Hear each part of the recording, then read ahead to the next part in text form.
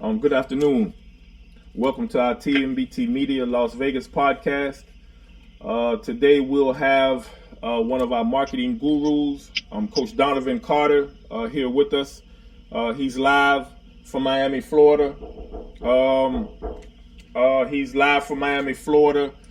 He is one of our top people when it comes to marketing and strategy. He's one of the guys that we turn to for info, for positive energy, trying to learn more about what's going on in the world as far as business and marketing. He and I have been on the phone constantly this week talking about the scandal that's currently going on in the NBA. So, Coach Carter, are you there? Yes, I am. Great. Great, Coach. We really appreciate Good afternoon to you. Great. Yes, sir, Coach. Thank you for taking the time today on a Saturday to talk a little shop with us. You and I have been talking all week about the fallout that's going on in the NBA, and it's one of those things that you definitely know more than the average person when it comes to the business infrastructure and the ins and outs of the NBA, especially from the financial side of things. Talk to us a little bit today, Coach, just about if you can share some of our conversations that you and I have personally had, some of the other conversations that you have told me about that you've had with other colleagues. What is currently happening in China with the NBA as of now? From my understanding and watching from afar, they're seeing a lot of infrastructure problems when it comes to event management, global games, and international relations. The PR scandal, from the Chinese perspective, this is a PR scandal. The PR scandal is where Asian culture does not like an exchange of culture being interfered with politics and morality. They would like to keep those things separate from Asian culture that I know of, living in Asia for 3 years. I know that that's one of the things that is a pet peeve of them. They don't like for other people to tell them that their house is dirty. In that regard, the NBA has encountered a few infrastructure problems in continuing the special events, the NBA Cares, the Culture Exchange, and the broadcast games for the LA Lakers and the Brooklyn Nets that are happened yesterday or earlier this morning, and the Raptors and the Houston Rockets. Right. Their infrastructure problems starts off from the sponsorship end.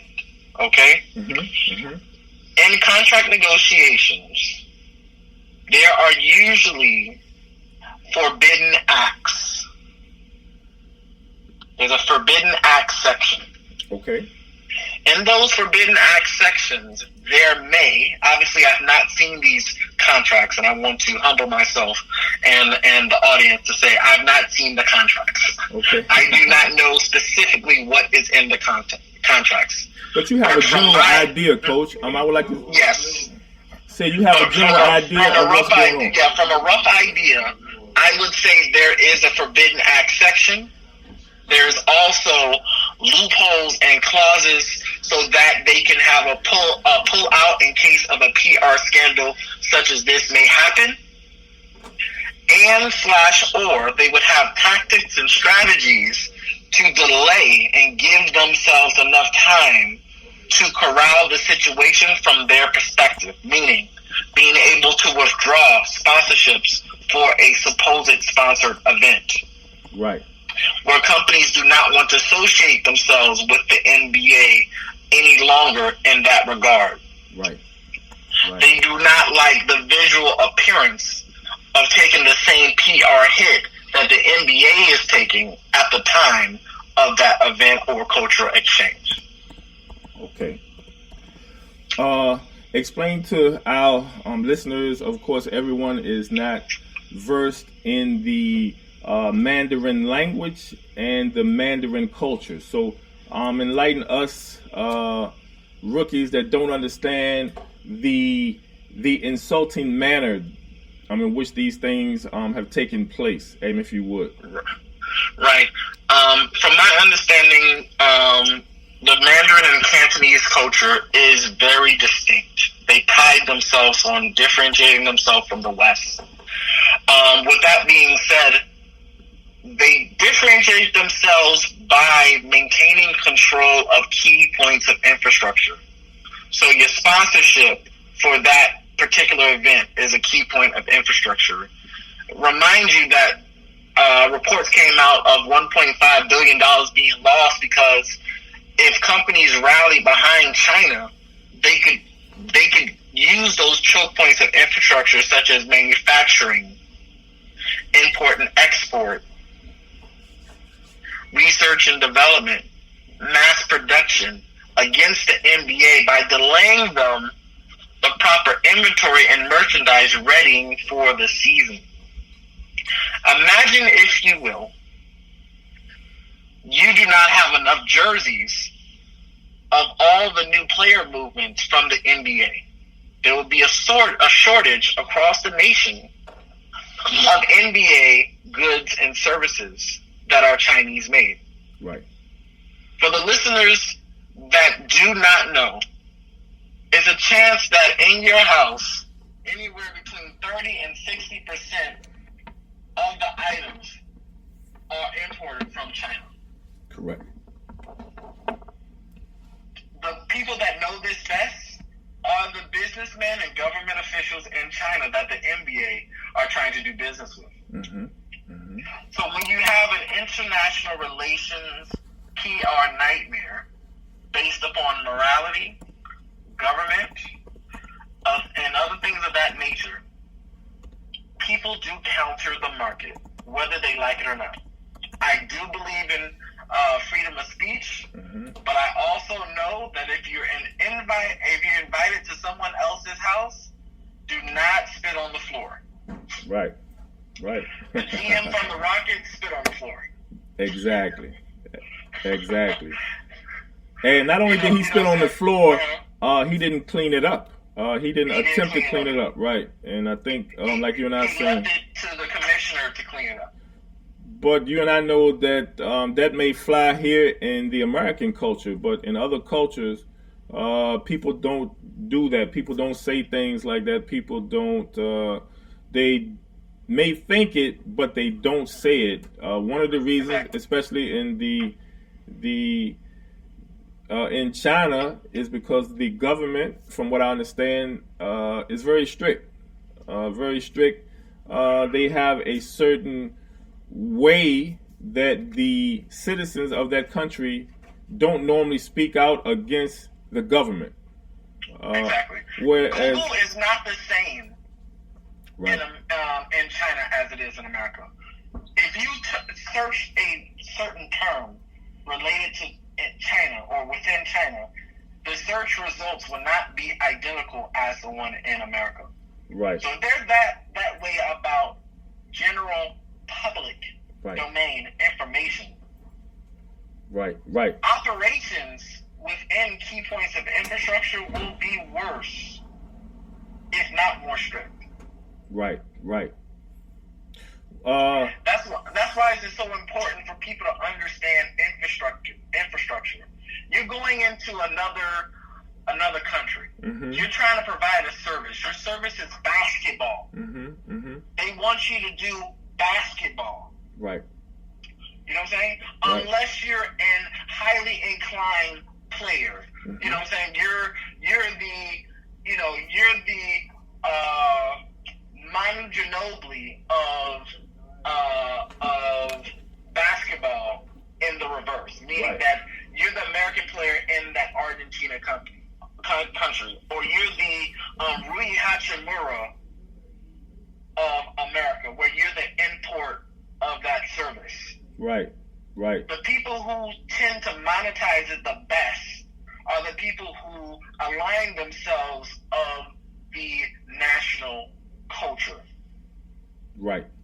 Understood. They don't talk about politics in a negative way. They stay away from politics. Got you. That's how you monetize things. You really turn your internal thoughts and processes and keep them to yourselves, and you function and perform your duty of your contract. Well, isn't not to be funny, Coach, but isn't that what every human being should strive to do, and what every human being should strive to give all that they can and have freedom of speech? And so it's a number of layers. And so before we go any further, I wanted to give you a chance for those people that may have some questions or may want to talk about what's going on in China, or may want to talk about what's going on in the financial world. I wanted to have you, Coach, if you would, call out the ways that our listeners can reach you on Instagram, Facebook, whatever you have, email. Please call those things out for our listeners so that they can get in contact with you if they want. Right. My Instagram is DWC Marketing on Instagram. My email is DOTCARTER@NE.com. That's my personal email.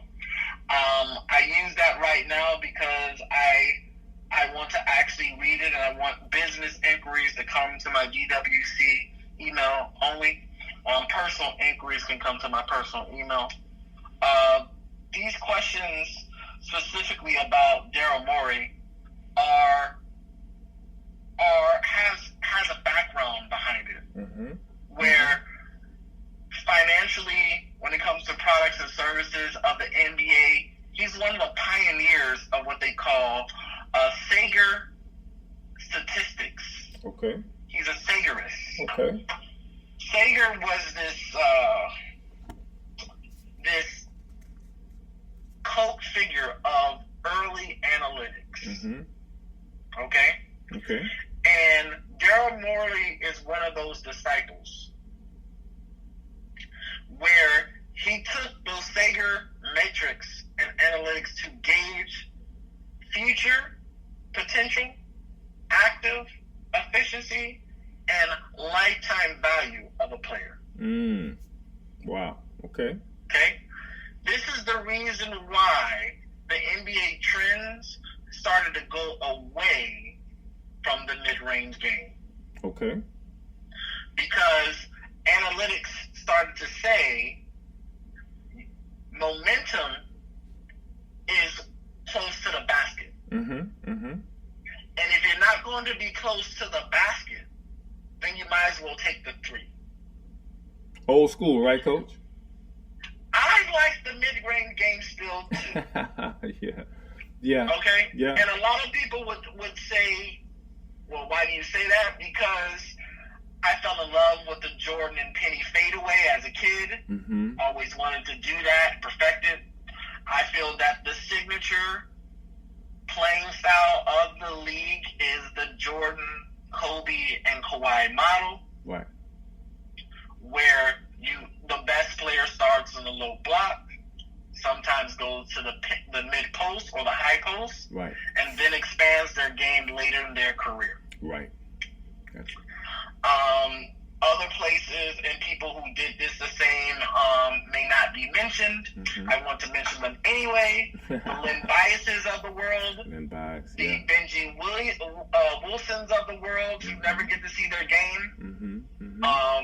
Obviously, somebody like Melvin Johnson as well. If you don't know him, please look him up, Melvin Johnson, that really believe in having a core mid-range set to maintain continuity. If you're off a couple of shots, you should immediately go to a certain mid-range package to maintain your scoring momentum. Right.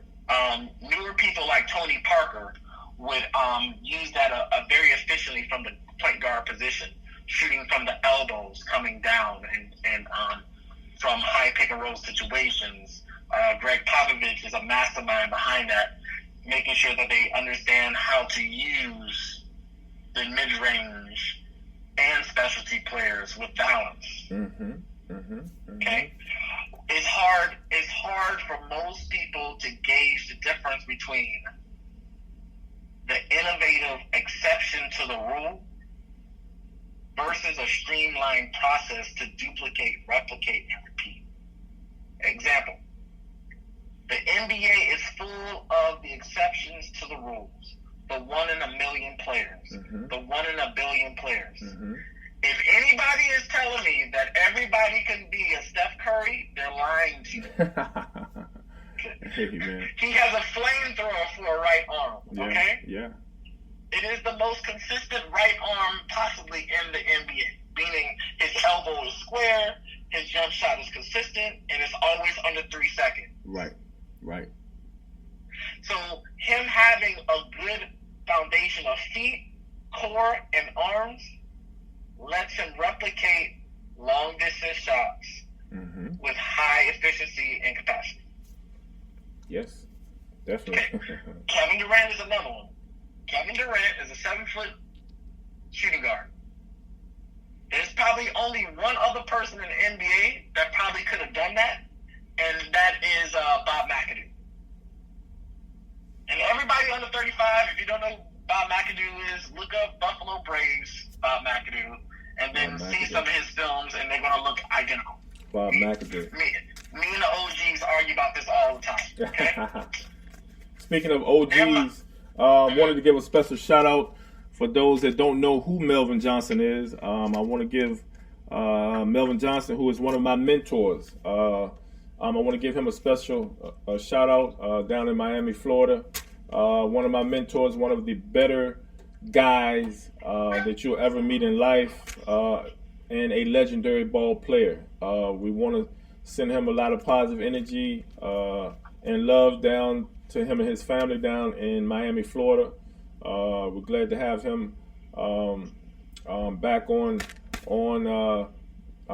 stable ground, and good news coming. And so all of this stuff that I'm doing, that Coach Carter and I are doing, is a result of Melvin Johnson planting the seed in my head when I was 26 years old. So Coach Melvin Johnson is one of my brothers, one of our brothers, and we want to send a speedy recovery to him down in Miami, Florida. Continue, Coach Carter, please. So there's always a standpoint and a mind frame of there are people who will stand out, and there are other people that can replicate a certain pattern, okay? Right. Specialty players, let's use an example. The specialty player of a 3-and-D is constantly trying to be replicated, okay? Right. You cannot have a 3-and-D without the corner ball 3 and defense. Meaning that they're able to take pressure off the lead scorer and take possessions on the other team scorer to try to balance out the game. Gotcha. Okay. Gotcha. Other specialty players exist. I want to use that one as an example where players can come back within 1 to 3 years and do the exact same thing because now they have a process to follow. Think about it. Would there be a Clint Capella without a DeAndre Jordan? No, impossible. Exactly. That's a rim runner specialty player, right? For another example, we said the 3-and-D player. Okay? Most people would say Scotty is the first 3-and-D player. Other people would say right now the most dominant 3-and-D player who has transitioned to a superstar is Kawhi Leonard. But now, if you have those people getting paid, you won't have the Damari Carrolls of the world getting paid. The Taurean Princes of the world getting paid. Where players of the same frame, style, and stature can replicate it in a shorter time. Those exceptions to the rules are those generational players, that top 1%, where they come every 1 to every 30 years. Right. A good example of a generational player is Zion Williamson, obviously. We want to talk about him a little bit. In the first 3 preseason games, putting together a very interesting body of work. His last 2 games are 28 points a game and 26 points a game, with an assortment of shots around the rim, engaging with pump fakes, floaters at 6'6", powerful floaters, bouncing off another man's chest floaters. Yes. Right? Yes. And then when being open, being able to show authority around the rim. Isn't that eerily reminiscent of Dominique Wilkins? Yes. And nobody wants to talk about it because a lot of people are saying there will be another Zion Williamson. The only major difference between Zion and Dominique Wilkins is that Zion is left hand and preferably a one-hand dunker. Yes. Dominique is an equal opportunist posterizer. Yes. He doesn't care if you're the 11th man or Larry Bird. He's putting both hands down on the rim on your neck. He does not care. He does not care. He doesn't. But if you put them split by split, when they jump off of 2 legs, they are identical. Right. It's just Zion prefers to jump off 1. Hey, it's not fair when he jumps off 1. I want to take a second. We're blessed, Coach Carter. We have one of our media legends who is tuning in on Instagram, Mike Street from Richmond, Virginia. Mike Street, for those of us born and raised here in Richmond, Virginia, everyone knows Mike Street. He is the program director at WBTJ 106.5 The Beat and Big 98.5. Mike Street is one of the pioneers in the Richmond music scene, and we just received confirmation that he has joined us on Instagram. So we want to send a huge shout out to the media legend Mike Street, and he and I went to the University of Richmond together, and he was DJing at the University of Richmond, and he's been doing this for so long. So for him to take the time to join in, to kind of listen to what we're doing, it means a lot to me. Richmond DJ area legend Mike Street has joined us, 106.5 The Beat. Coach Carter, continue, please. It sounds like it's a difference in maybe, and I don't want to make it a political thing or a huge political opinion of mine, but I have to say, just from talking to you and some more people about the fallout, I think the scandal / fallout that's happening in China with the NBA, as you stated, was started and sparked by Daryl Morey from the Houston Rockets. And there's an old saying that us old folks really live by and believe in. It says that the tongue can be mightier than the sword.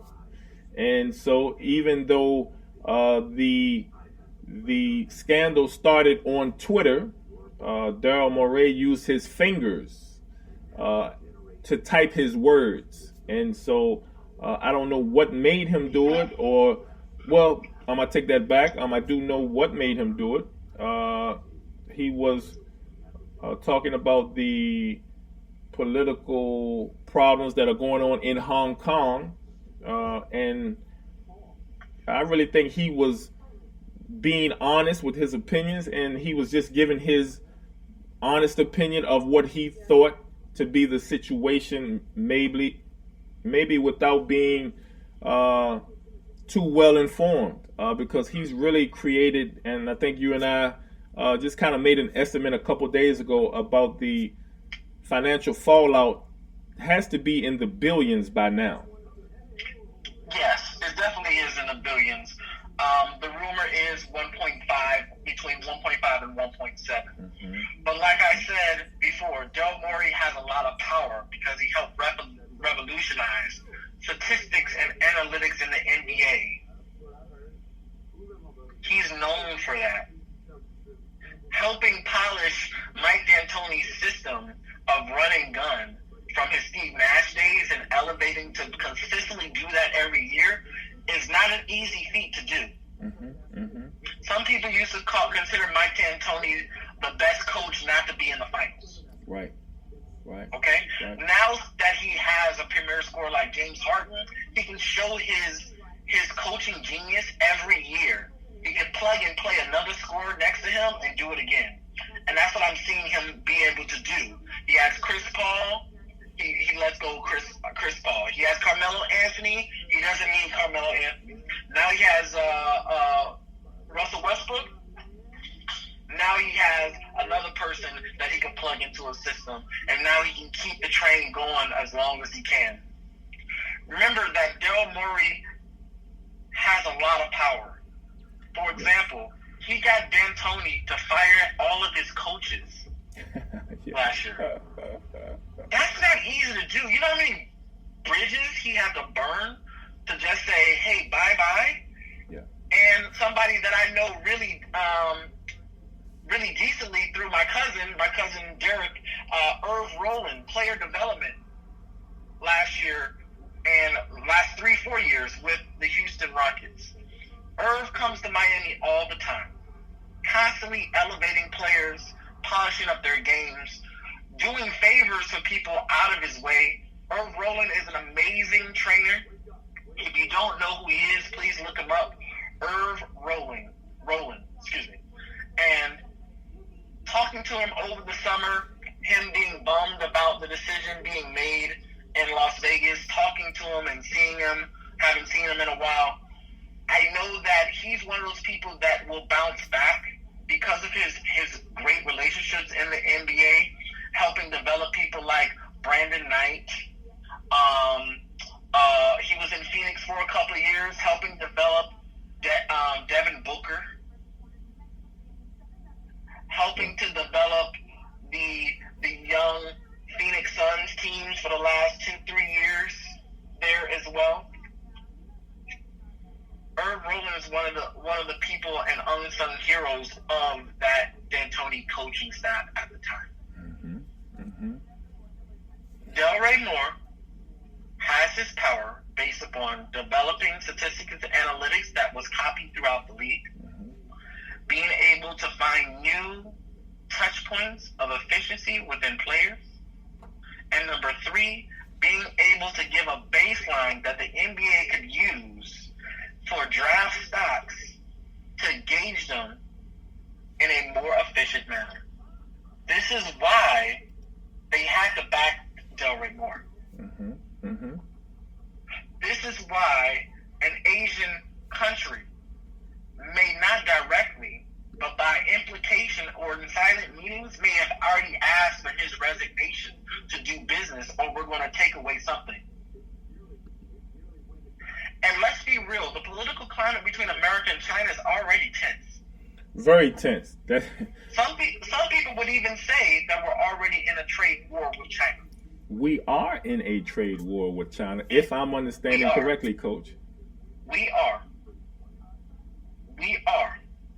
But if they own key points of infrastructure for us that could affect our GDP, meaning they have more banknotes than American dollars than America does. Number 2, most of our e-com, most of our traditional import and exports comes from China. Yes. So having all that ready to go is one of the most crucial things, because they can pull out at any time. They could slow you down 2 weeks and affect $1 billion in business. Yes. There's a point in every government, right? Yes. It's called a point of issuance. I'm giving you a real gem. I hope everybody listens. A point of issuance. every government official, every inspector has to stamp a permit to allow the goods to either come in or go out. Mm-hmm. Mm-hmm. They do not adhere to the contract between the two organizations. Right. The point of issuance means that I can say, yes, you could send that out, but I don't have to tell you when that day or time has to be, even though you needed it yesterday. Mm-hmm. Mm-hmm. The point of issuance exists in every key piece of infrastructure. You can't have a club without a liquor license. You can't build an extra room of your house without the inspector's approval. Right. Key points of infrastructure, people. If you're in a trade war with the country and they own pieces of you, you do not have control over your product or service. And the key word that I heard you just use is that if they own a piece of you. If I'm not mistaken, China is one of the active buyers in many things around the world. So if I'm understanding what you're saying and understanding what is being told to me, they are playing chess, maybe while we may be playing checkers, especially from a standpoint of the NBA players that will be affected, are affected. Those NBA players that currently wear shoe brands that are based in Asia. Yes. We talked about D. Wade, Klay Thompson, Rajon Rondo, C.J. McCollum, and Udonis Haslem. These we'll look at first D. Wade, who has retired, and I'm sure the bulk of his income comes from his shoe deal. I think he signed a lifetime deal with the D. Wade company that he has, the Way of Wade.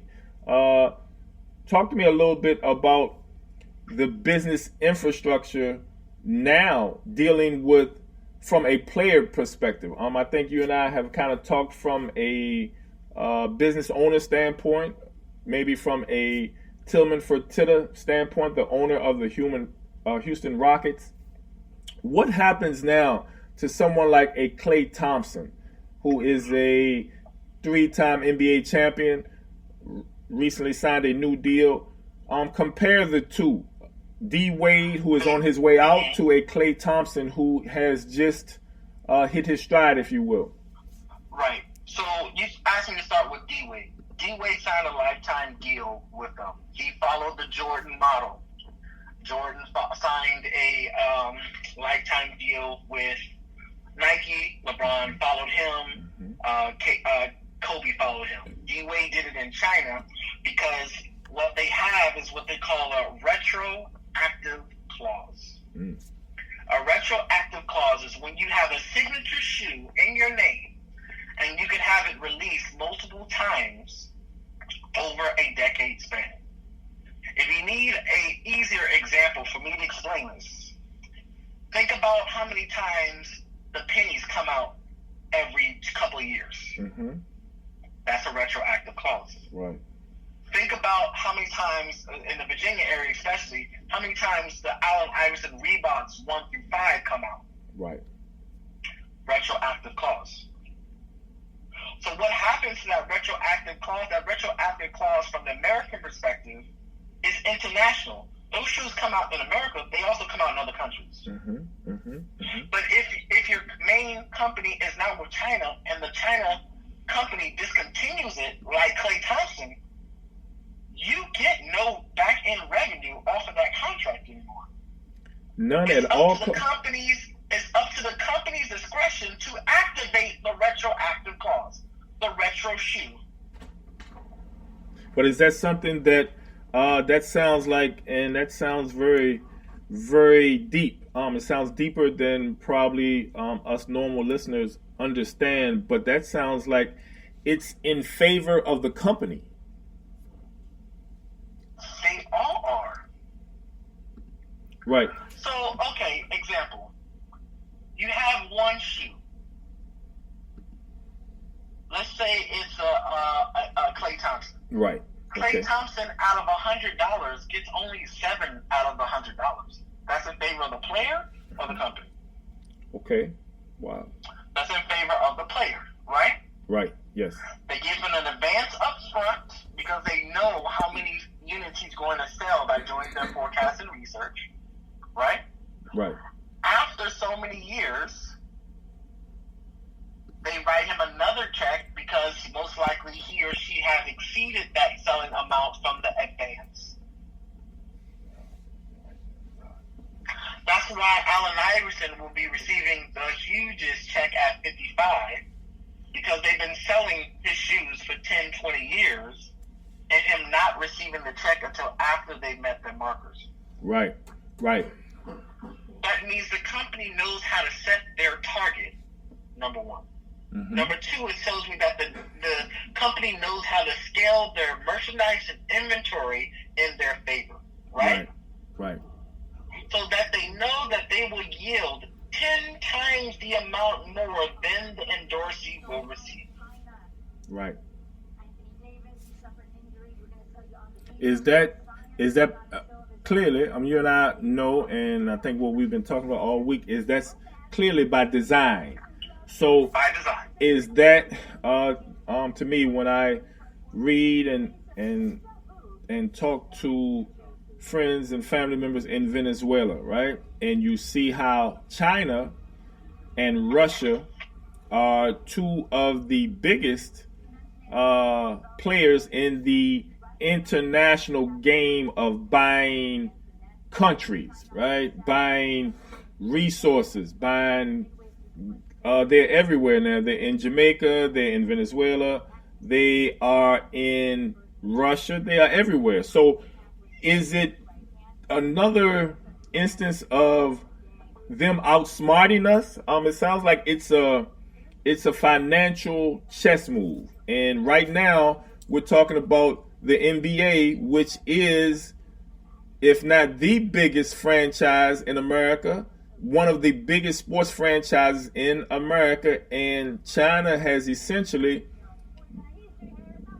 bought real estate in that league by buying or by contracting, employing some of their players. How does the NBA allow that to happen? It seems like the NBA is such a on-the-ball franchise. They cover all avenues, cross all T's, dot all I's. How do they allow this to happen where now the Chinese shoe companies have just as much, if not more power than the entity itself? Help me understand that, Coach. That's baffling to me. Number one, Asia is a craftsman culture. They pride themselves on creating stuff with their hands, making sure that craftsmanship is passed down from generation to generation. After World War II, we as Americans have become complacent about craftsmanship. In Detroit, there used to be long lines of assembly workers, right? Right. If you don't have the Ford business model, right? Right. The original one, not the one today where everything is replaced by robots, right? You would not have Barry Gordy working for Ford. Applying that to black music and creating the Motown sound. Gotcha. Cool. Okay. They make sure that their people maintain a well-rounded education of workers by hand, by craftsmanship. They are highly OCD in that regard, of symmetry, replication, not always scaling to the maximum load. There's a factory in Tianjin. I have a friend that just went to Tianjin. It's filled with workers that can obviously be done by robots. But what they do is they keep the people there so that culture can spread to different industries of detail, of precision.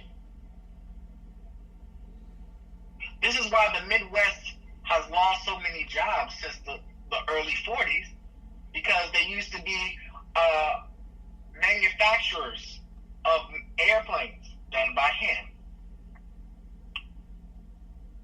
goods done by hand. It was an explosion of female employment from the early 40s to the mid to late 70s, based upon pure American craftsmanship.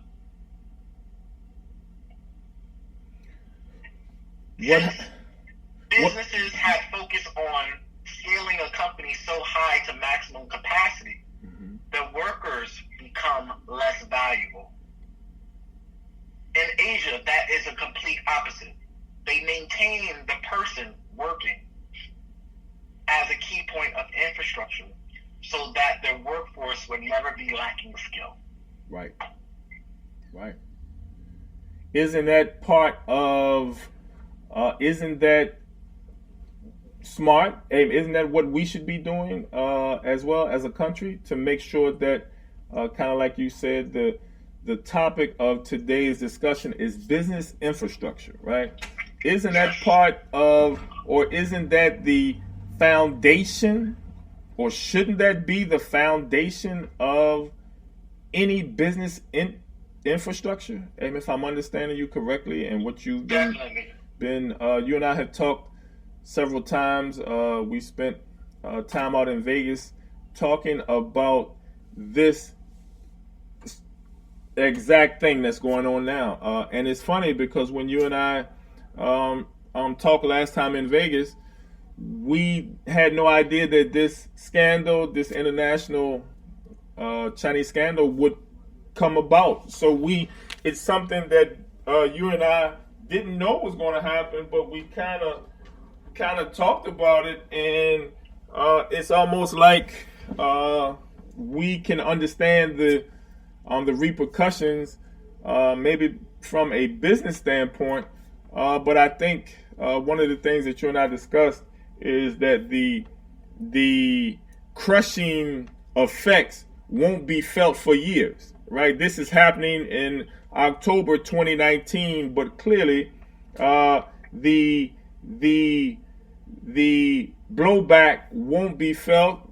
Normally, that's how financial setbacks are. They come years later. They don't happen right away. What's your guesstimate? What's your guesstimation? My word, new word that I'm making up. Give me a number that comes to mind when you think of the next 5 years.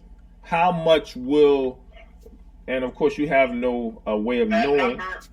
That number is huge, because there's industries that are changing very rapidly. So you got to think about, over the last 20, 30 years, electronics in Asia have exploded. Right. So you have multiple companies making one thing or 1,000 things and still seeing the great turnaround of return of investment, right? Right. So, for example, small electronic manufacturing and accessories. Go into Apple Store. Here it is. Okay. Go in there 10 years ago, there's a little section for accessories, right? Okay. Go in there today, it's the whole wall now. Right. That shows the sign that something is growing. Right. Everybody knows that same wall that I'm talking about. The accessory walls where you get the different things, and they have things made outside of Apple. They're usually mass-produced in China. Right. And companies in America usually try to leverage themselves to bring it to America. But when you go to China, they have all these things. The same thing in Japan. They have these things. Right. The craftsman model is a great model to have when you have the infrastructure to support it. Coach, it's something that I'm so glad to have you as a part of our TMBT family, to have you on our team to kind of explain, especially to me. I think you and I spoke at least twice, maybe 3 times last week, and to have you explain the aspect that, of course, someone like me can never understand. And so, and if you could give our listeners a little bit about who Donavon Carter is, your educational background, Miami, Florida, born and raised. Talk to us a little bit why you are so versed in subjects such as business infrastructure in China. Please, if you will, Coach. I grew up in Miami, and I joined the Navy at 19. I was stationed in Yokosuka, Japan, and the Naval Hospital there, which is a very key point for Asian operations, right? Mm-hmm. And I always was interested because my father is an engineer. He's a structural and hazardous waste engineer. Mm-hmm. And he always taught me to watch key things. Mm-hmm. It annoyed me as a child, but as an adult, it makes total sense. He wanted me to see beforehand how things collide. Now, you have to think about, in America, it's very important. Every innovative company that makes too much money too fast does the best thing imaginable. They become defense contractors. Mm. Okay. Facebook, defense contractor. Amazon, defense contractor. Oil company A, defense contractor. Mm-hmm. Mm-hmm. Software manufacturer, defense contractor. Okay? Sounds like a pattern, Coach. It sounds like a pattern to me, huh? It's a pattern. The reason why is because government checks don't bounce. Right. They don't bounce. Right. Right. Also, they make sure that if they're going to have something, they are willing to throw $1 billion just to make sure the math is right. Right. The software is functional. Right. The hardware looks good. Right. Right. And it fulfills the need of the end user. The best people to learn that type of research and development from is the Asian market. Right. The first sets of iPhone, Japanese made, Chinese mass produced. The moment that they start making too much money, Lavino company springs up. Samsung springs up, right? Right. Opposite side. Amazon goes $1 billion, Alibaba right behind it. Right. Facebook comes up, the Asian counterpart shows up. There's a reason for that. WhatsApp comes up, Facebook buys WhatsApp, people in Asia make Line. Line, 18 months old, goes from 700,000 to 13 million overnight. Right. There's always a counterpart to an American product. Sounds like genius to me, Coach. It sounds like there is some, and I can't say small part, because the Chinese seem to be doing the Asian culture.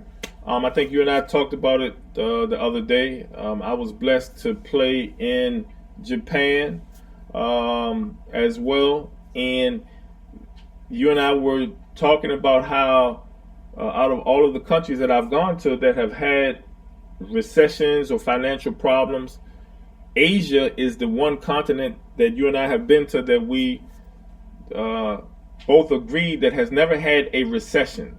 They may have had natural disaster problems as far as they have the tsunamis and things of that nature, but they never had a financial problem. And as you pointed out to me, once the natural disaster is over, they get back to rebuilding their infrastructure. They get back to business. And so it's funny how Japan, in actuality, has had several natural disasters, but those natural disasters have never caused a financial disaster. Talk to us a little bit about that, Coach. That Japanese culture, a lot of people consider to be the R&D hub of Asia. Okay? The innovation sometimes comes up first there. Right. If it's elevated or perfected, it's usually done there first. And I think that Japan is one of those places where they are the most consistently hardest working people I've ever seen. Mm-hmm. Mm-hmm. I have some of my family. My wife is Japanese. Mm-hmm. Right.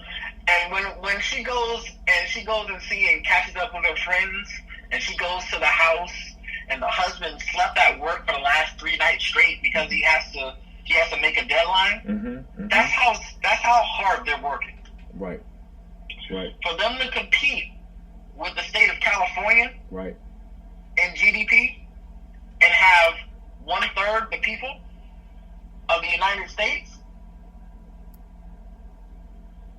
is quite remarkable. Right. For them to do that in combination with the upcoming Olympics mm-hmm. is extraordinary. Right. Talk to me a little bit, Coach. We were discussing the Olympics coming up in 2020. Share with our listeners your opinion on the effect. Of course, there's always a cause and effect for everything that's done. Share with us your opinion of the blowback or the effect that will come from this international scandal in China. I think that the Olympics will not see much of an effect because it will be in Japan, which is a very close ally to America. Mm-hmm. The Prime Minister of Japan has been very close politically with the present administration. Always willing to accommodate the current administration. I think that Japan won't see this as an issue. I think they will be overwhelmed for the amount of people in the Tokyo area between Saitama and Yokohama. Mainly for me, I will be there because this is a great opportunity for me, and I invite all business inquiries, obviously through Mr. Bell, about how to leverage it for our network as a whole. But mainly to understand that Japan and China do clash economically in that respect. Meaning that if anything that China will turn down at the moment over the next 2 years, China will take within great respect. Other countries like Vietnam, Indonesia, mm-hmm. Taiwan will take that workload away from China based upon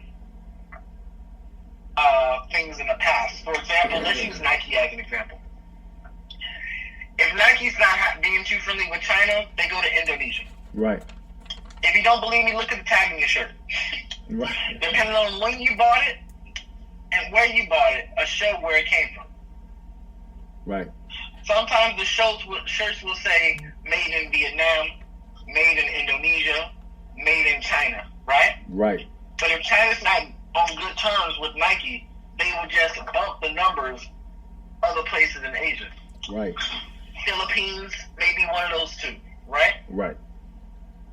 That craftsman culture is not solely unique in China or Japan. Other countries, such as Taiwan Indonesia, Vietnam, and the Philippines want a piece of that action. Remember, it's a lot of O's behind that check. Yes. So manufacturing plants where Chinese independent business owner will move their infrastructure to accommodate America to maintain a great cash flow. So Chinese billionaire makes a lot of money in China, has the extra billion to go to Indonesia and do the same thing. He's moving to Indonesia. That shuffling of the deck is very commonplace in business internationally. Right. It's funny, Coach, because I have another one of my brothers, part of our TMBT family, Raymond Neblett, who has his ICB company, Inner City Basketball Company, here in Richmond, Virginia, on the East Coast as well. He and I were talking kind of marketing strategy the other day. He is getting into the footwear movement. He's trying to teach more about the barefoot movement, and one of his sponsors is a company that I believe has an Asian owner, and so he seems to be a very business savvy. He has clearly done his research and has done his research on the barefoot movement and has put all of his cards on the table, following in that lead, following in the footsteps of the barefoot movement. And it's pretty remarkable to see what Asia, the power, the buying power, the Asian economy, and also from talking to Raymond Neblett about their way of thinking. They seem to be always thinking ahead, trying to better themselves, trying to find the next big thing, whether it's in footwear or technology.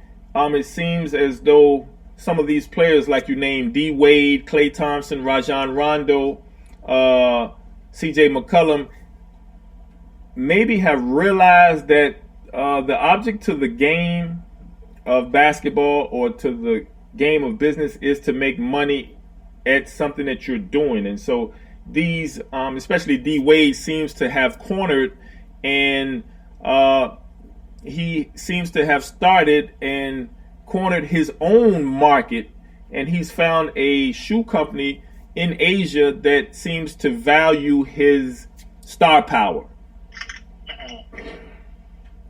What's your opinion on, let's say Donavon Carter was a NBA basketball player and you had deals on the table from both an American company and an Asian shoe company? Right. What are some of the pros and cons that you would maybe, hopefully some of our pro players overseas will have, they will have the blessing of being able to be asked by a shoe company and clothing company and footwear company to be a spokesperson? What does that entail? What comes with that responsibility? It comes with national pressure to be culturally savvy and also understanding the layout of minefields of PR, public relations, okay? Yes. Now, first and foremost, to all the players now, if you're a top 15, 20 player in a league, and you're not trying to play for the national team during Olympic year, what are you doing with yourself? Great question, right? Great question. You need to show the whole world that 1 billion people plus will be watching the Olympics, watching the basketball games, that you can play on that level.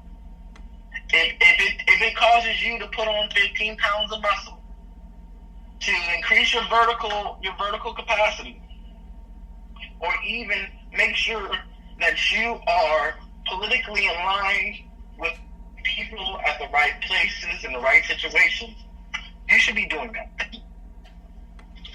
And if you have deals on the table, they have to be either a major conglomerate or a country-specific endorsement. So if it's a shoe company and I'm in America, right? Right.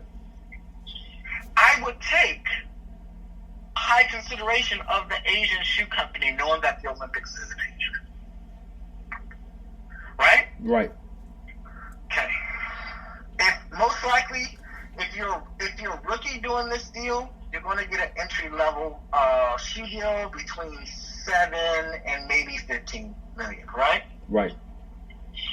If you are a premier player like D Wade was a couple of years ago, right? Mm-hmm. When 2012 came up and the Beijing Olympics was coming, mm-hmm. he signed with Li Ying-lin. Right. He becomes an internal marketing ploy for Asian sports to be highlighted, if not number one, top 5 amongst players playing basketball. Okay.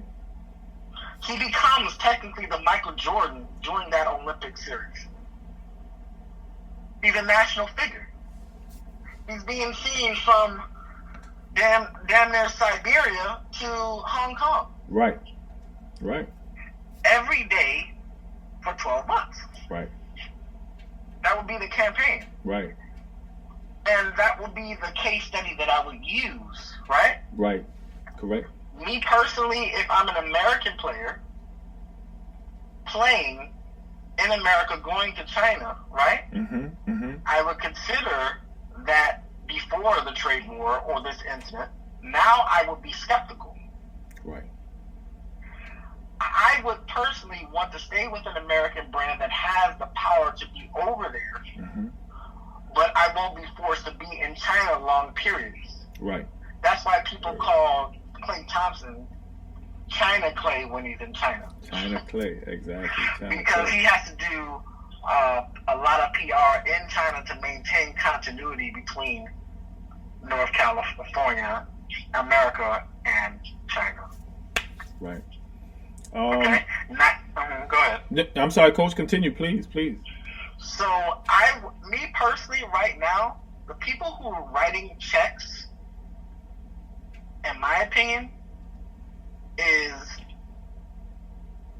Puma mm-hmm. and Adidas. Puma and Adidas. Okay.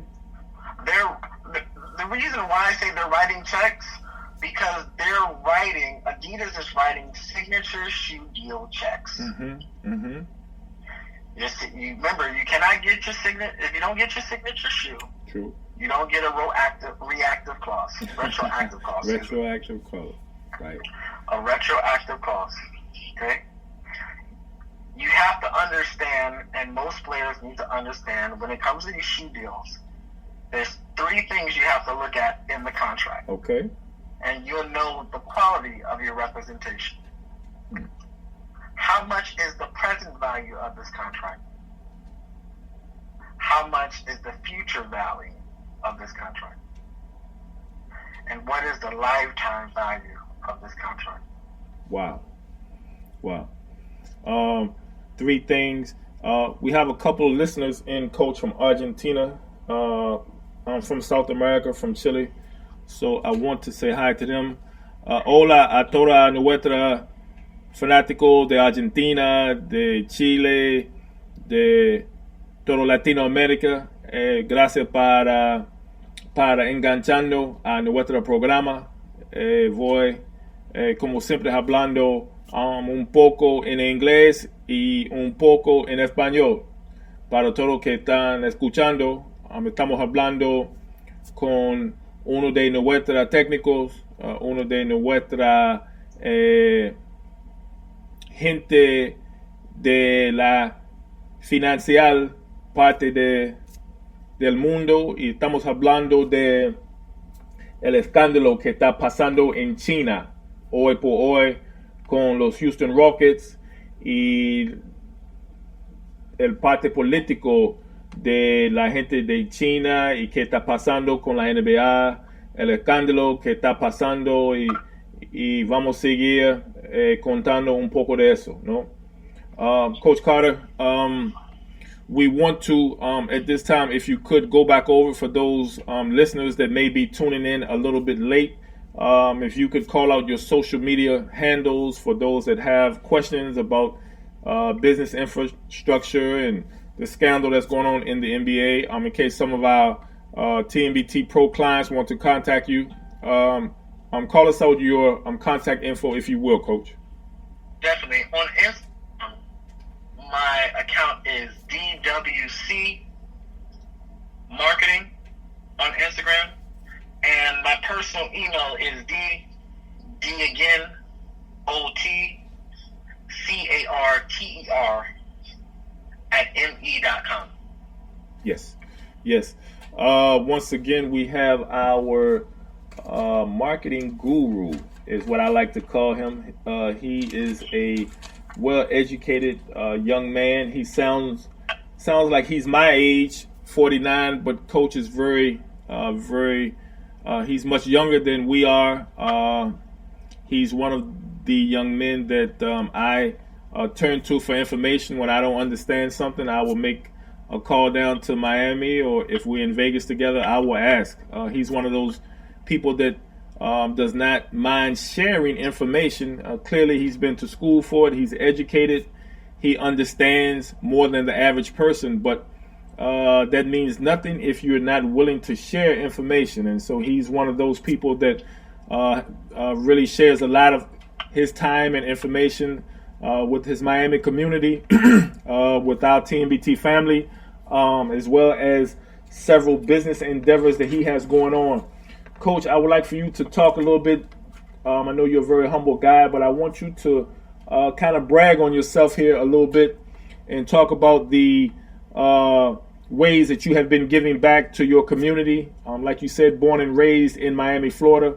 Wanted you to talk a little bit just about your way, your avenue or your lane that you have found and that works for you as far as giving back to your youth and community. You guys have the Miami Pro League. You guys have DWC, your community activists. Talk to me a little bit about the Miami, Florida, born and raised Donavon Carter. Okay. Well, first of all, I help out in collaboration with the Miami Pro. The Miami Pro is a nonprofit organization that focuses on just bringing all the right talent in one building. Mm-hmm. Sure that the Miami Heat players came out to join us in that effort, such as Derek Jones Jr.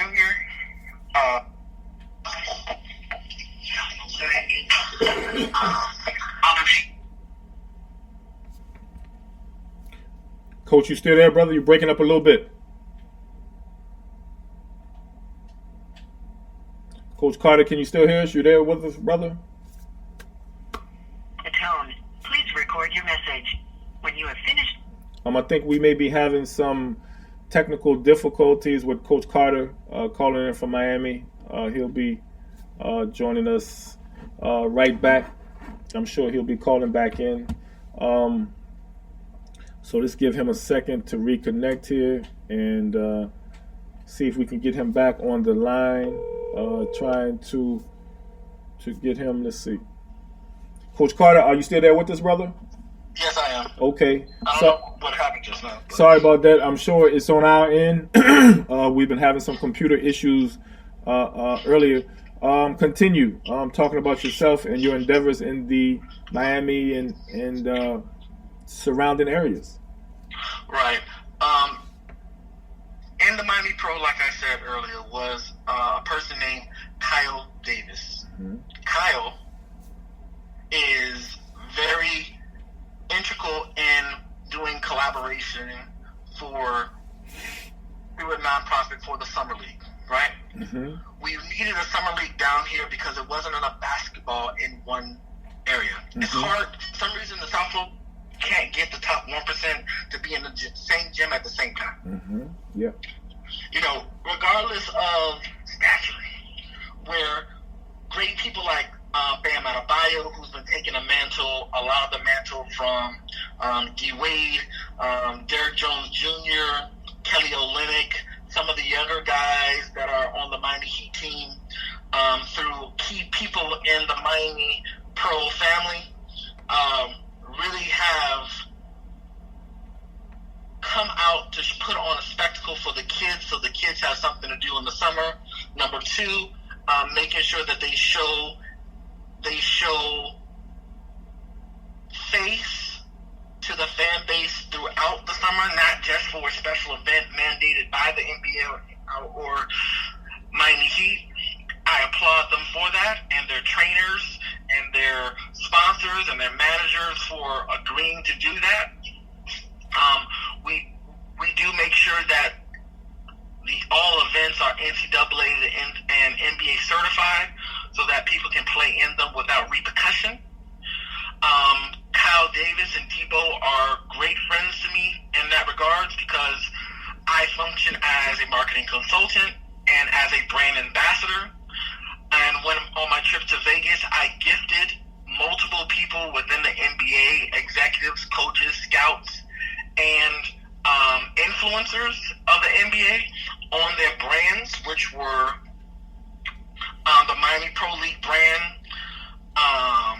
The other one was the Outrank brand, was an urban clothing brand, and 9450 Apparel, where we made sure that the right people understood the positivity behind the brand, not just monetary behind the brand, making sure that people know that it's something that they can rely on for years to come, and understand that it is to bring awareness to the league, to see it grow, and pay for the expenses of putting it online so people can view, and help other guys who've been working on their games, who play overseas, get a little bit more publicity and play against top-level talent. Some of these guys I've coached or watched growing up. Some of them I have also done work for them, like, for example, Antonio Hester, who's playing in second division Spain. He shows his work ethic during the year by guarding James Harden through 3 games. John Wall, 2-3 games, to show that he's been working on his game. Other people like Josh Gordon, he's in Amsterdam right now, really elevating his career. The Lester Prospers of the world, the Wesleys of the world, that people don't know about it, who are trying to get into that international scene, such as the Haitian national team. A good friend of mine, Cody Torbert, who is one of the assistant coaches and also assistant coach for the Memphis Tigers under Penny Hardaway. That's another great trainer that I highly, highly recommend in the Memphis area and internationally. He was an assistant coach with the Suns. He was also the head coach for the D League team for 2 years. Cody Tobert is an outstanding individual, played overseas for years under and came to his training under Gannon Baker.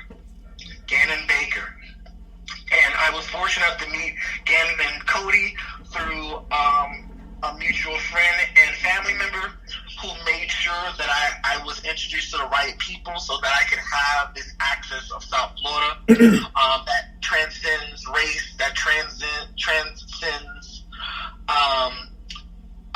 class, that transcends, monetary access, where people do share the right information, share within networks to elevate each other in the proper perspective. Right.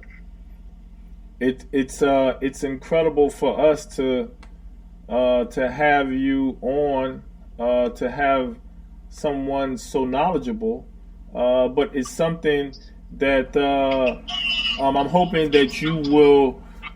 I'm sure you and I will be talking about this kind of like we did last week, and just the fallout. I'm sure there will be some more fallout going on, and so I'm hoping that you and I will be able to talk some more about it.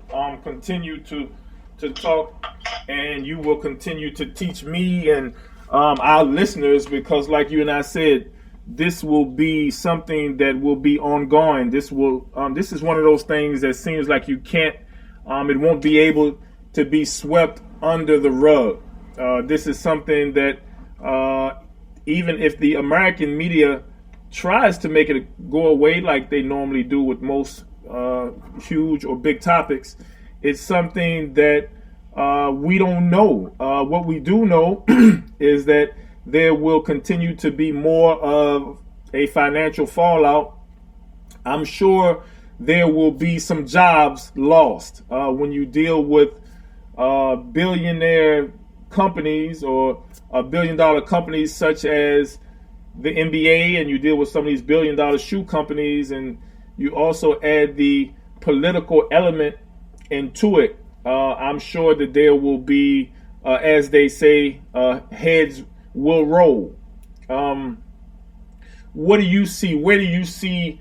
What will we have to do, or what do you recommend if you were a part of our government and you were a consultant for the government? What would you recommend that we do to try to quell some of the tensions that have clearly been caused by us? Number one, you don't cut education. You do not remove $7 billion out of the public educational budget. If anything, you restructure it to enhance trade workers, low, mid, and high level. Right. Meaning that you could actually have a school program or a STEM program that works on manufacturing electronics in America. They're not going anywhere. Right. For example, environmental-based initiatives. Right. Solar panels. Right. Wind turbines. Right. Tidal generators. Right. Are functional in every way capacity for commercial, government, and private sectors. If we're the ones building this stuff, there's no reason to need to tariff Chinese version or counterparts of the same unit. I agree. I totally agree. So if we have somebody in place of education, Department of Education, and they decide to cut the $7 billion, and the $7 billion doesn't go back to the kids, then the kids don't have a future. If that decision is made, that means people who should not take on that responsibility would have to take on that responsibility. And I urge all professional athletes that if you're going to have a charity that helps balance workplace inequality for children. So if that children's school doesn't have art, maybe you should have an art charity. Right. If it doesn't have a STEM program in your local neighborhood, maybe you should have one. You have the cash for it. Yes, you have to turn down one Bugatti a year, one Ferrari a year. But at least you have someone who looks like you, who comes from where you come from, who have the same value as you do, creating a life better for the people around them. Right. You have it, and that's another choke point of infrastructure, right? Right.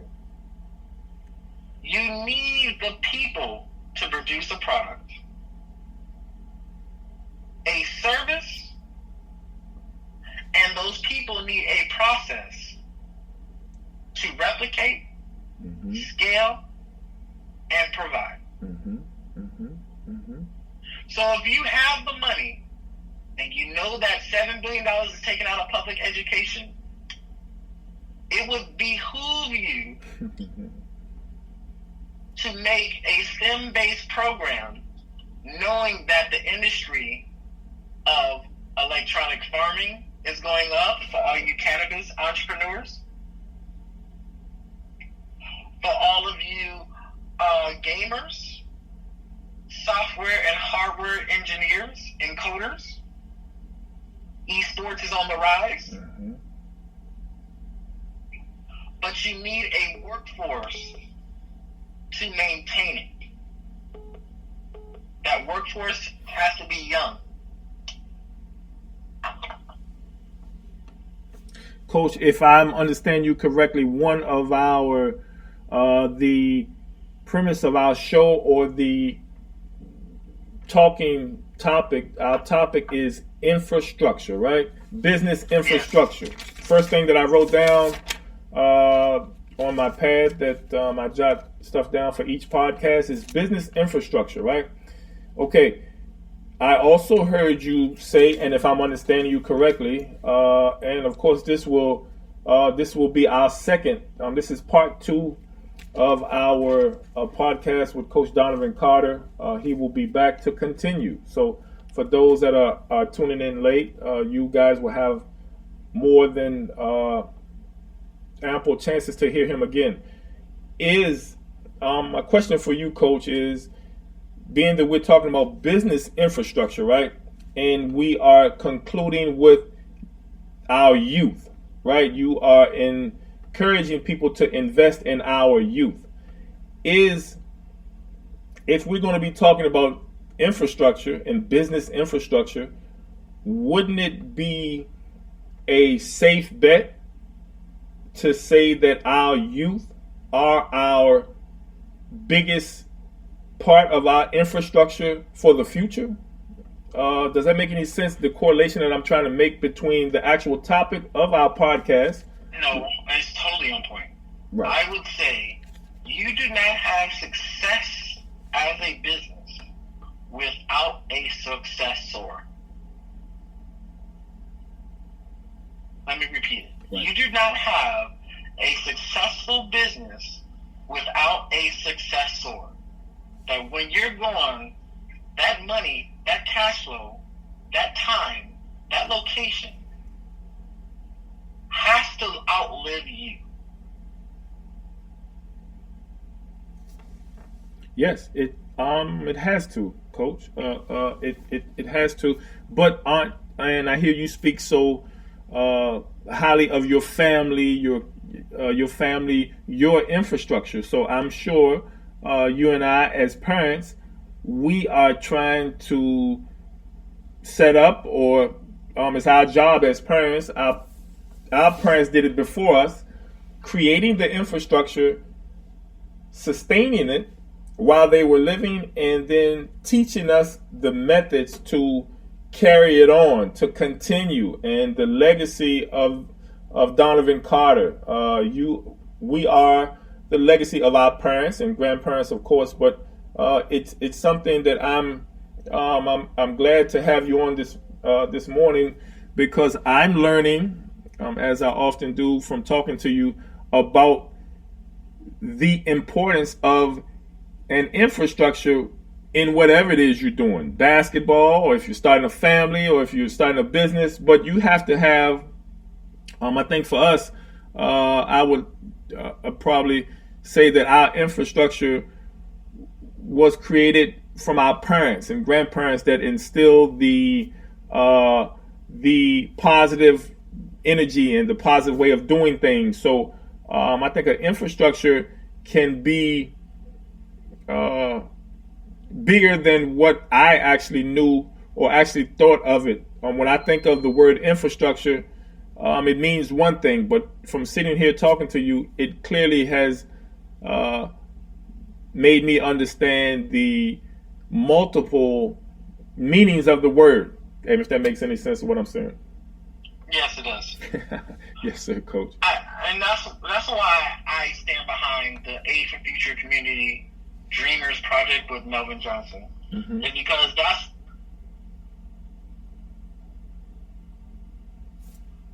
I really believe that combining sports with STEM would be a great start for the mental mind. Mm-hmm. Mm-hmm. Mm-hmm. And I don't want to see other famous players fall into the pitfalls of trying to go straight into a cannabis company, mm-hmm. straight into an e-commerce business. When their end user, by the time they finish making that business, will transition from childhood to adulthood.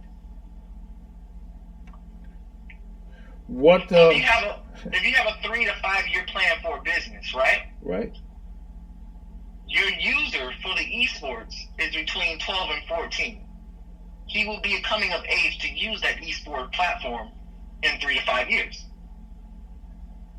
If it's cannabis and your entry level person is 16 or 17 now, in 3 to 5 years after 21, this person will be eligible to use those CBD products and services after 3 to 5 years. Wow. So if you're not educating that person now, right, to use the product in the right way, not to abuse it, not to have such a unnatural tolerance to such a product and service, right, how can you ensure the ethical implications behind the business? Right. But you're teaching, Coach. It's almost like you're teaching your students how to use it correctly. It's almost like you're giving them the directions booklet, but you're teaching them. And I think that that's one of the things, wow, that's so interesting what you're saying, because that teaching, of course, as you and I know, is maybe one of the biggest parts of any infrastructure is the educational aspect of it. Yes. Incredible. You don't want to be learning about something and you're already addicted to it. It's too late then, right? It's too late. It's too late, Coach. You're so right. Wow. Incredible. Coach,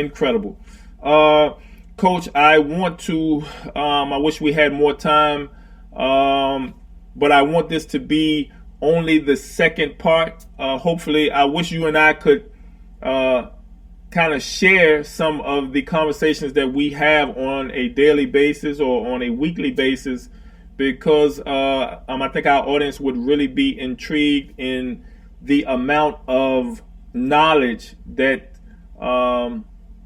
you are giving and you are sharing with our listeners. So if I could kind of get you to promise, as you did last time, to come back and to share some more information at your earliest convenience. We here at TMBT Media, we really enjoy having you with us and a part of our family.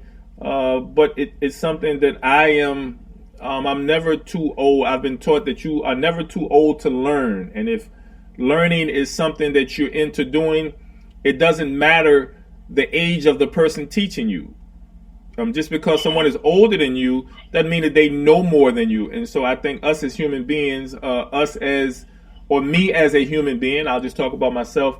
I'm the older that I get, I'm trying to open my mind and be open to new ideas and new cultures, learning new things. And so the scandal, the NBA scandal that's going on in Asia now, is quite intriguing to you and I both, I think, because we both lived there for an extended period of time. So, Coach, if I could hopefully get you back on air, we will be in Miami, Florida, probably by the end of the month. So our next podcast could possibly be live, or we could be possibly doing it over the air again.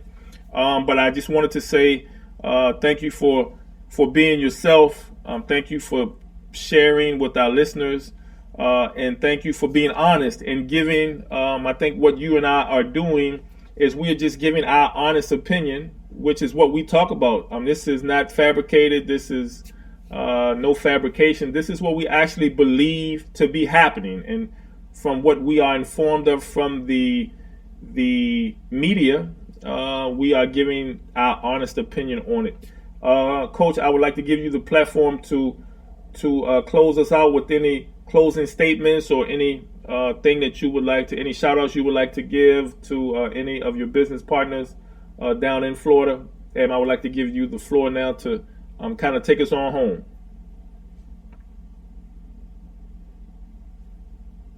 Coach, are you still there? Yes, I'm still here. I would love to give a shout out to the Miami Pro League with Kyle Davis and Debo. Players such as Bam Adebayo, Derrick Jones Jr. Thank you for allowing us to use your platform with ours as well. People Donavon Thomas, the head scout of the LA Lakers. Really want to give a shout out to him. Very gracious in our time in Las Vegas. People such as Melvin Johnson and the AFFCD project when it comes to blending STEM with a specialty facility. Another one is Milton Bell for having me on again for his podcast. And obviously, he is a great resource for Argentina and South America. I can't wait to have him in Miami so I can introduce him to other colleagues such as the Taylor Sports Group and Danny Green, who is a local agent and also a person who deals with the FIBA market. And I just want to be really thankful for my time on air and also making sure that we can build upon this and do it the right way, especially with people who have taught me, such as William Eddy, the Isaiah Thomas family. They have been really instrumental in my growth over the last 3 to 5 years, especially William Eddy, who takes care of me in Detroit, the Rodney Hurds of the world. Rodney Hurd was an ex-scout from the Milwaukee Bucks and New York Knicks. Been very integral of my growth over the last couple of years, especially going back and forth to his hometown in Detroit. And just making sure that I have great continuity with different NBA guys, such as Devin Booker of the Dallas Mavericks and things of that nature. Really appreciative for the time, the effort, the opportunity, and thank you very much, Mr. Bell. Always, Coach. It's a pleasure to learn from you. I would like to also take some time to thank some of our listeners that have tuned in on Facebook Live. Tisha Givens, Paula Kennard, my cousin Joe Goss. Want to send a special shout out to the Goss family. Also, Jamal Harris, Pete Strayhorn, the basketball legend from Marshall Walker, VCU, Alvin Cunningham, one of our TMBT pros that will be traveling with our team on the 20th of October. Alvin Cunningham is one of our good young men, very positive. We're looking for big things from him. Also, one of my sisters, Allison J. Taylor. She is one of the most beautiful souls that you will ever meet. A huge part of our TMBT family. Clarence Thornton, CT Thornton, the John Marshall basketball legend, one of my brothers. Let's see who we got on here. Chris Lawrence. Also my brother Maurice Miller. Thriller Miller, the legend. Maurice Miller, who recently had a birthday. He's listening in. A huge part of our TMBT family. Coach Maurice Miller from John Marshall, also from Wake Forest. Also the Canadian Football League professional. Played many years there. Archie Fleming, basketball legend Joel Bledsoe from Union, and also Marshall Walker, Demetrius Trevan from our TMBT Pro clients. Bill Reed, Georgetown, brother of ours from Georgetown who recently had a birthday. We want to send a special shout out to Bill Reed. Huge influence. His father, Mr. Reed, was a huge influence on me in the Washington, D.C. area at Georgetown University. John Jasper, Raymond Hood, Ray Hood, of course, our legendary point guard from John Marshall High School, athletic legend, city legend, Ray Hood. Wouldn't be sitting here without what Ray Hood taught me as a young player. He was much younger than me, but really helped me so much in my development. We also have Coach Raymond Neblett, who is actually in studio with us. He'll be joining us for tomorrow. We have another podcast that we will be doing with Coach Raymond Neblett at the Short Pump Store in Richmond, Virginia. He will be talking about his his endeavor into the barefoot movement and the shoe company movement. So we're looking forward to having Coach Raymond Neblett on tomorrow. Coach Derek Tompkins from New Hampshire is also with us. Dominique Jones, Ms. Ren Thomas, Garrick Fitzgerald, our TMBT brother Aaron Turner, who normally hosts a show with us here on TMBT Media. Coach Mel George up in the DMV area. Coach Bo P. Cook, one of my mentors. And so we want to sign off. Want to thank everyone that has tuned in to us today with Coach Donavon Carter, whether it be Instagram Live or Facebook Live or on our Spreaker or iHeart or Apple Music, Spotify. There's so many avenues that we have to give back and to touch lives. And so we're very blessed and very fortunate to have those avenues, as well as our TMBT family, Coach Donavon Carter, Coach Melvin Johnson, all of our supporters from around the globe. Gracias a todos que estaban enganchando con nosotros esta noche. Mañana regresamos para otro programa de radio. Mañana tipo mediodía.